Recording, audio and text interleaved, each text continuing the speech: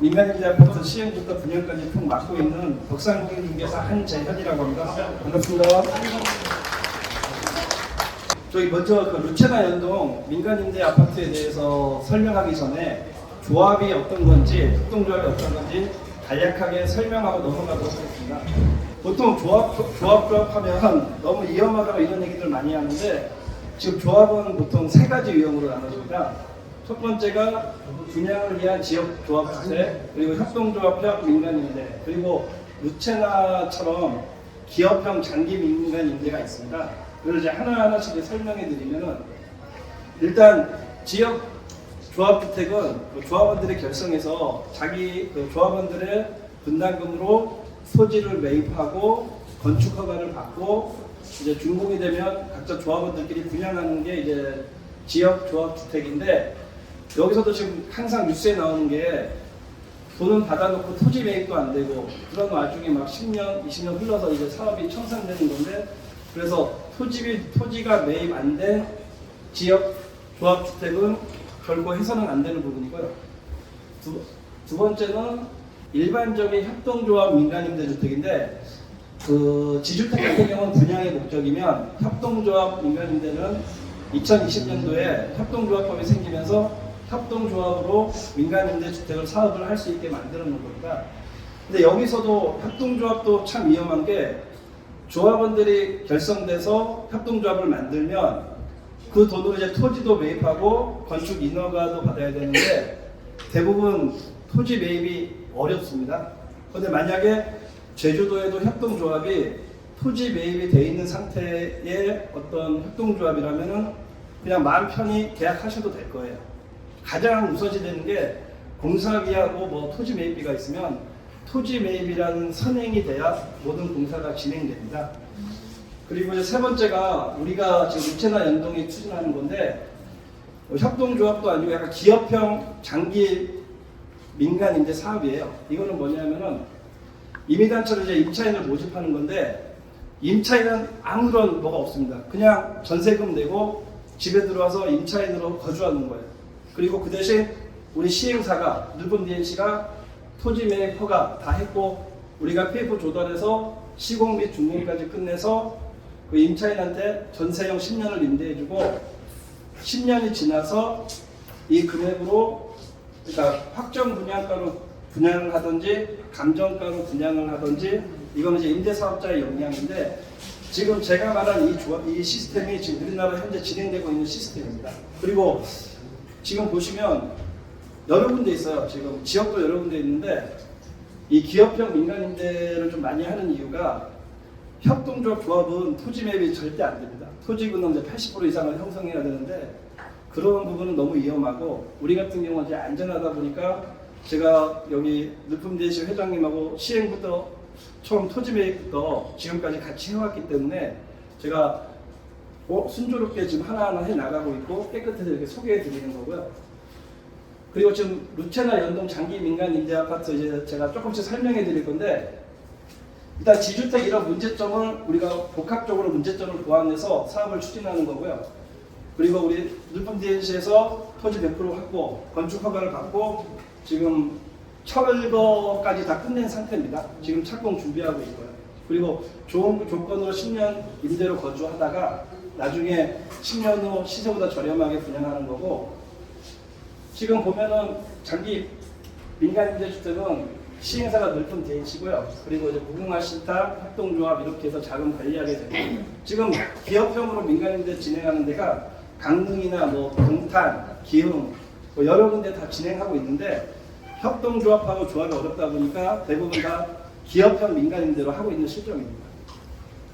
그리고 이제 이 장기 민간임대에 대해서 이제 설명을 하면, 우리가 처음에 여기서 모집공고에서 우리가 임의단체가 형성이 되면은 준공이 끝나고 나서 우리가 10년 동안 이 집에 거주를 할 수 있습니다. 입주권과 거주권이 주어지는데 10년 동안 전세로 살기 때문에 취득세도 한 가지 없고 보유세, 양도소득세, 주택수, 건강보험상 아무 뭐 없습니다. 그리고 10년 뒤에 우리가 분양 받을 건지 안 받을 건지 판단하시면 되고요.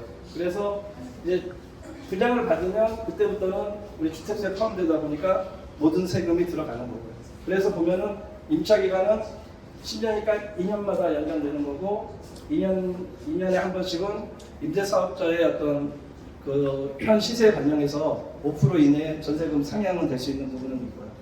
그래도 뭐 15%막 20%씩 뭐 과도하게 올리는 게 없고 5% 상한이 있다 보니까 좀 안정적으로 주거할 수 있는 부분이 되고, 그리고 이제 협동조합 이런 민간임대의 또 큰 장점이 전매 전대가 다 되는 거예요. 전매는 뭐냐면은 내가 처음에 계약한 시점부터 입주해서 사는 동안 내가 아무한테나 전매를 할 수 있습니다. 우선 양도권까지 양도해서 자유롭게 전매해서 내 전세금을 회수해 나갈 수 있는 거고, 또한 전대로 가능합니다. 전대는 뭐냐면 내가 전세로 들어와서 살다가 이 우선 분양권은 양도하기 싫고 나가면서 뭐 전전세나 뭐 연세로 임차인에게 다시 전차인에게 임대해 주는 거죠. 그래서 보통 지금 연세 같은 경우는 2천만 원에서 한 2,400만 원 정도 형성되어 있는 것 같은데, 그 전세금 낸 상태에서 다시 전차인한테 연세 임대를 주는 거죠. 근데 이거는 불법이 아니고요. 그 법률 조항에도 있는 거고, 이 전대할 때 다만 임대사업자의 동의를 얻어야 되는데 그 동의 여부는 계약서 쓸 때 다 명시할 겁니다. 그리고 여기 확정 분양가, 뭐 감정가가 두 개가 있는데 우리가 10년 뒤에 분양을 받을 거예요. 우선 분양권이 있으니까. 근데 어떤 민간 임대 아파트는 임대사업자가 나는 10년 뒤에 이거 10억에 팔 거다 확정 분양가를 줄 수 있고, 어떤 임대사업자는 나는 10년 뒤에 확정가를 모르니 우리 감정가로 하자. 그런데 분양 같은 경우에는 임대사업자만의 감정가예요. 그래서 그 사마지구는 문제가 많은데 우리 늘품 시행사는 감정가로 하는데, 우리는 임대사업자 감정인 1인 그리고 임차하는 사람 감정인 1인 두 분의 산술평부로 감정가를 측정해서 우리가 10년 뒤에 분양을 할 겁니다. 근데 중요한 게 이게 왜 세금을 이렇게 냈냐면, 우리가 6억 7천으로 이렇게 지내다가 혹시 압니까? 10년 뒤에 한 15억, 20억이 됐지? 그러면 우리가 감정가로 했을 때 15억짜리가 보통 감정가가 나오면 한 12억 정도, 11억 정도 될 겁니다. 그럼 우리가 그 금액에 매수를 할 수 있는데 돈이 좀 필요한 사람은 뭐 12억, 13억에도 팔 수가 있는 거거든요. 이 어떤 전매를 통해서 그때 발생하는 피에 대해서 그냥 내 돈이 다 아니고 분양권하고 똑같아서 확정 분양가 있는 시스템에서는 양도세를 납부하게 돼 있고, 이 감정가로 돼 있는 데서는 기타 소득을 납부를 해야 됩니다. 나중에 그러니까 피가 발생했을 때 그 상황을 얘기해 드리는 거고요. 그리고 이제 보시면 이 정도면 이제 그 민간임대 시스템적인 건 아마 좀 다 이해하셨을 거예요. 뭐 크게 어려운 건 없고요. 그냥 10년 동안 거주하다가 10년 뒤에 사고 싶으면 사고 안 사고 싶으면 안 사는 거예요. 그리고 우리가 6억 7천에 대한 전세금이 있는데 그 전세금에 100% 보증이 되다 보니까 만약에 집값이 많이 떨어졌어요. 5억으로 떨어져도 그런 부분에 대해서는 뭐 전세보증금도 보증으로 다 되고 또 5억에 매입할 수 있는 조건이 되니까 이런 시스템으로 지금 전국적으로 많이 하고 있습니다.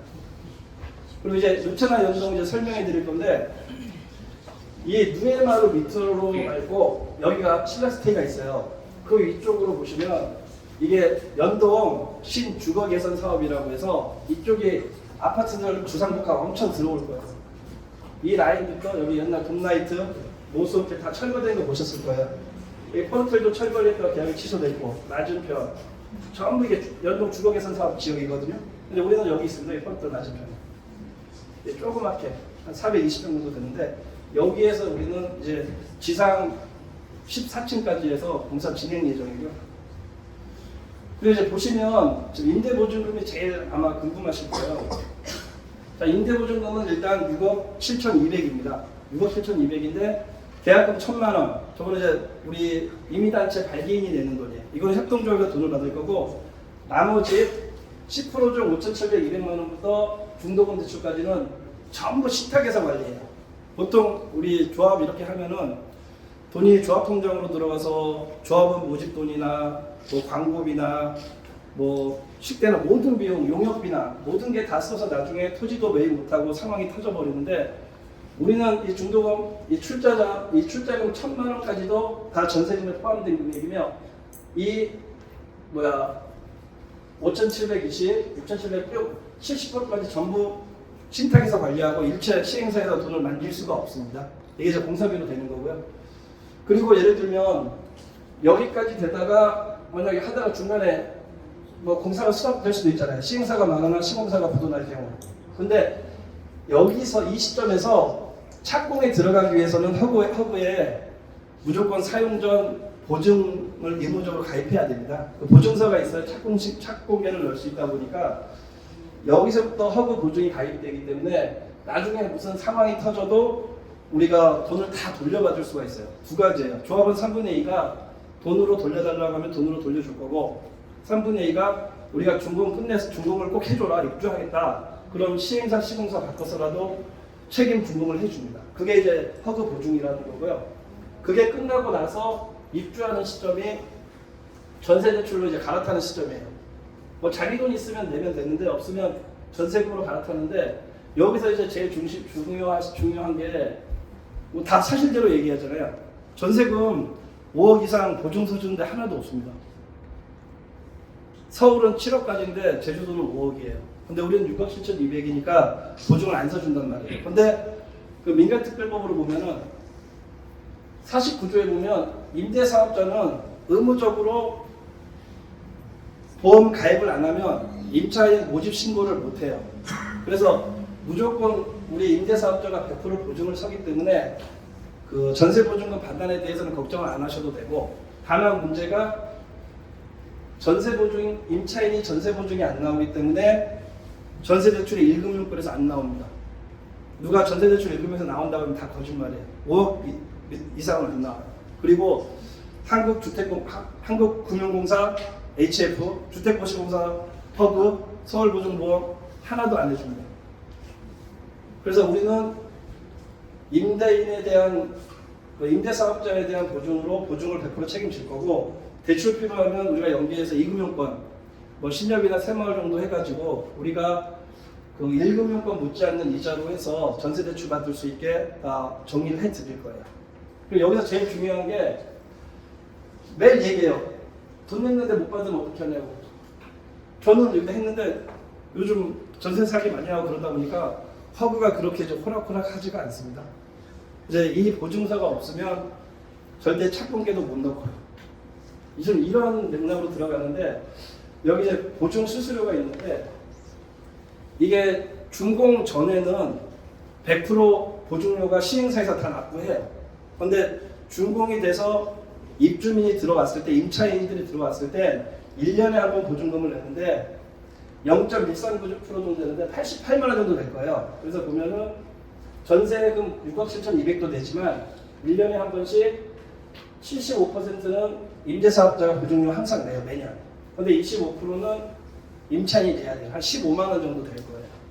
이게 모든 시스템인 거고요.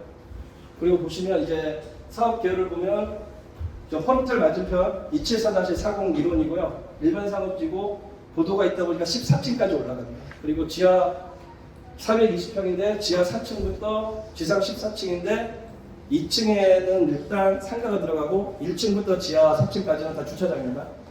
그리고 세대수는 66세대, 주차 대수는 102대인데 1.5라기보다는 그 상가가 있다 보니까 한 1.3대 정도 생각하시면 될 거예요. 이게 호실을 보면 건물 모양은 이런 기역자 모양이고요. 이 아시죠? 여기 펀트들과 뭐 롯데마트, 이마트 다 걸어서 이동할 수 있는 도보거리 되고요. 그리고 이거 우리가 보면은 타입이 두 개가 있습니다. 84A, 84B인데 예전 평수 여기는 35평이에요. 35평인데 이건 뭐 다들 잘 아실 거예요, 평수가. 근데 일단 A는 옆에 보시면 84A, 84B가 보이거든요. 이거 보시면 여기는 이제 3베이, 4베이 1 구조라 가지고 그거는 일단 뭐 선택하면 되실 것 같고, 토지가 보면 에이 왜 나는 5.56평밖에 안 돼, 5.58평밖에 안 돼 얘기하지만 여기 평당 토지 매입할 때 3,500씩 했어요. 5평 받으면 2억입니다. 토지 때만 2억이다 보니까 이렇게 해서 좀 진행하고 있는 거. 그래서 전세가 왜 6억 7,200이냐고 막 물어봐요. 너무 센 거 아니냐. 근데 그 금액을 납부하셔야 전세 1순위가 돼요. 어떤 딴 데는 조금 저렴하다고 해서 들어가려고 하면 전세 1순위가 안 돼요. 제일 중요한 건 전세 1순위가 돼야 나중에 다 책임 보장을 받습니다. 그러니까 구조는 일단 뭐 1호부터 6호까지가 딱 있는데 여기 8서 비만 타입 틀리고요. 여기 엘베, 이쪽 남야, 저기 북향. 건물 이거 나중에 보시면 되죠. 그리고 회장님이 강조하신 시행사에서 여기는 야외 테라스, 옥상은 항상 공원으로 조성할 겁니다. 그리고 타입은 이렇게 됐고 지금 우리가 1, 2, 3, 4, 5, 6 있는데 한 18개 정도는 지금 다 계약금 받아놓은 상태고요. 이제 뭐 준비 계속 하고 있으며 지금 뭐 예전에 여기가 폴호텔이면 여기 아트모텔 자리 막 그랬었어요. 근데 그때 우리 회장님하고 땅을 사서 철거까지 다 했고 지금 이제 공사 진행하려고 이제 준비하고 있습니다. 위치는 어딘지 한번 그 폴호텔 앞쪽 보시면 아실 거예요. 그 밑에가 아마 다 공사 현장일 거예요. 그리고 이제 뭐 리스트 보시면 아시겠지만 이 가운데 이 폴딩 도어는 좀 옵션이고요. 그냥 벽으로 되는데 거실을 크게 쓰고 싶으면 이렇게 옵션으로 해서 할 수 있게 다 만들어놨습니다. 그리고 이제 제일 중요한 게 옵션인데 요즘 아파트마다 분양가가 세다 보니까 분양가를 낮추는 대신 옵션은 다 유상일 거예요. 근데 회장님하고 좀 많이 얘기를 해가지고 우리 한 50% 이내는 전부 이 광파오븐까지 에어컨 4개 포함해서 전부 무상으로 넣어주기로 했어요. 우리가 좀 손해보더라도 넣어주고 50% 이상 확보가 되면 그때부터는 그냥 유상으로 다 돌리자. 왜냐면 그 6억 7,200이 엄청 비쌀지는 몰라도 토지 매입하고 이런 와중에는 결코 비싼 게 아니더라고요. 지금 보시면 풍경채 같은 경우도 2억 7천, 호반 2억 8천, 미도주공 3천, 비조합은 3,200, 분양가가 11억 12억이에요. 거기에 비하면 이거 6억 9천이면은 엄청 싼 거죠. 근데 이게 과연 민간임대가 기회일지 위험일지는 모르는데 내가 봤을 땐 21년도부터 지금까지 쭉 해오고 있는 이 사업을 계속 봤을 때 저는 기회라고 봐요. 5억이 되든 10억이 되든 우리는 전세보증금을 지킬 수 있는 어떤 기회비용이 생기거든요. 제일 좋은 게 민간임대는 집이 아니다고 전세다 보니까 보증에서 3억 정도 없고요. 6억 7천 무조건 보장.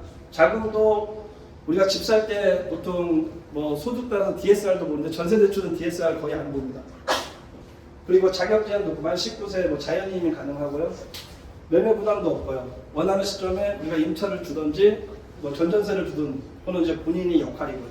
10년 뒤에 우리가 판단하면 되죠. 임대로 계속 갈지 아니면 끝낼지. 그리고 청약 제한도 없고 통장도 필요 없고 아무것도 필요 없고 세금도 없고 건강보험도 안 올라가요. 그리고 공급 제한이 있는데 1인이 여러 세대는 가질 수 있지만 대출이 안 돼요. 한 세대밖에.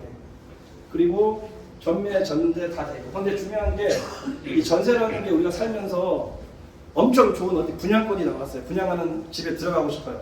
근데 허브에서 분명히 보증을 섰잖아요. 이거 들어왔을 때. 그런데 우리가 또 분양을 받게 되면 허브에서도 또 보증을 서줘요. 허브에서는 조정 대상 지역 외에는 개인당 2개까지 보증이 가능해요. 전전세든 뭐 분양권 2개든 비조정 지역에서는 다 가능합니다. 그 부분이 있는 거고요. 그리고 우리는 일단 10년 동안 살아보고 우선 매수권으로 선택하는 거예요. 그리고 제일 중요한 게 10년 후 분양 시 그 주변 시세보다는 80~70% 확실히 처음 나오는 감정가라서 저렴할 거라 생각이 드는 거고요. 그리고 이건 없고, 그리고 이제 분양가 한번 다시 설명드릴게요. 우리가 보면 임차인에게 우선 분양권을 준다고 계약서에 명시가 되어 있습니다. 그런데 모든 민간 임대 아파트가 우선 분양권을 주는 건 아니에요. 제주도에도 이제 앞으로 많은 민간 임대 아파트가 오겠지만 우리 중개사분이나 일반인분이나 계약서를 꼭 보셔야 돼요. 계약서에 우선 매수권이라는 내용이 꼭 들어가야 되지 그 내용이 안 들어갔으면 10년 임차 살고 그냥 쫓겨날 수도 있습니다. 그 부분 반드시 확인하셔야 되고, 자, 확정 분양가는 10년 뒤 분양가를 예상하고 계약을 체결합니다. 뭐 10년 뒤에 뭐 10억이면 좋죠. 그런데 만약에 10년 뒤에 일본 버블처럼 5억 돼버리면 손해 아닙니까? 그러니까 억에 좋다 나쁘다 얘기는 못해요. 근데 감정가로 했을 경우에 뭐 10년 뒤에 15억이 되든 5억이 되든 우린 전세보증금 받고 거기에 맞고 우린 대처를 하면 되거든요. 이 부분이라서 정확히 이게 좋다, 이게 좋다 얘기를 할 수 있는 건 아니고 그 10년 뒤에. 근데 제일 중요한 게 산하 구형 아파트 같은 경우는 임대인이 감정가를 결정해요. 그래서 계속 임차인하고 소송이 붙는 거예요. 근데 우리는 계약서에 임대사업자 감정인 1인 그리고 임차인 대표 감정사 1인의 산술 평균으로 한다 명시가 돼 있기 때문에 임대사업자는 자기 편 감정사 데리고 올 거고 저도 거기 샀으니까 들어가니까 저는 제 감정사 데리고 와서 가격을 낮출 거고 그런 구조로 해서 진행이 될 겁니다. 그리고 보시면 이 자격 조건 같은 거 인기가 많은 이유고 다주택 필요 없죠. 왜냐하면 이게 처음에 인기가 좋은 게 그 주택을 보통 2개, 3개, 4개 갖고 있는 분들이 있거든요. 다주택자들. 근데 보통 주택이 3개부터는 취득세를 우리가 8% 내잖아요. 근데 그래서 사람들이 그걸 피해서 집이 2개 있으면 이렇게 하나씩 사는 분들도 많더라고요. 지금 수지의 롯데캐슬 하이브웰 같은 경우는 2021년도 분양했고 내년 한 6월에 준공하는데 거기는 피 한 2, 3억까지 붙었어요. 거기는 전세가가 9억이고 매매가가 14억 8천으로 확정가입니다. 그래도 그 주변 시세보다 싸다 보니까 이게 완판되면서 피도 많이 묻고 그러더라고요.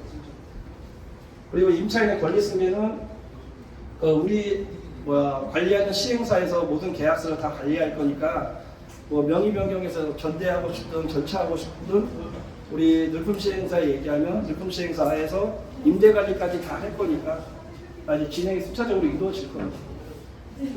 그리고 제일 중요한 거 이거 항상 외우시면 돼요. 특별법 49조.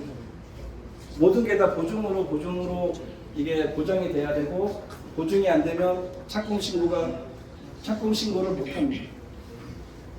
이거는 이제 보증에 대한 거고요. 아까 75% 얘기 들어가 있는 거고. 그리고 제일 중요한 게 얘기했듯이 43조에서 부도나 파산 등으로 사고가 날 경우 대처 요정이거든요. 이게 임대사업자는 사업 나면 끝나겠지만 우리 돈인 입장에서는 그래서 허브에서 돈을 100% 반환해 주거나 아니면 공사를 책임 준공해 주거나 그건 우리 이제 임차인들이 모여서 결정할 사항이라서 일단 우리가 낸 중도금이든 계약금이든 전세보증금이든 하나도 손해볼 건 없다라고 생각합니다. 이 정도면 이제 설명은 좀 된 것 같고요. 혹시 질문이 있으시면 제가 자세하게 좀 설명해 드릴게요. 그리고 질문 없으시면은 이걸로 해서 끝내겠습니다. 네, 감사합니다.